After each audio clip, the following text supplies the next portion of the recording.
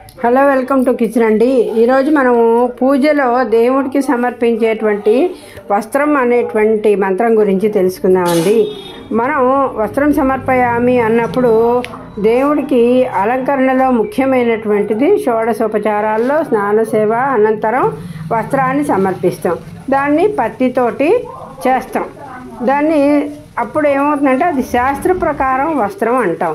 కానీ ఇక్కడ వస్త్రం అంటే బట్ట కాదు, నిండు మనసుతో మనమే దూదిని దారంలాగా తయారు చేసి తెగిపోకుండా నెయ్యి కలిపినటువంటి పసుపు కుంకుమల్ని రాసి వస్త్రాన్ని తయారు చేయొచ్చు. అయితే ఒకటి కాకుండా రెండు చిన్నవిగా చేసి సమర్పించాలండి.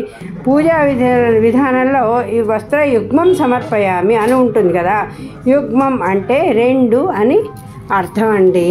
శుభ్రమైన పత్తితో వస్త్రయుగ్మాన్ని తయారు చేసుకోండి.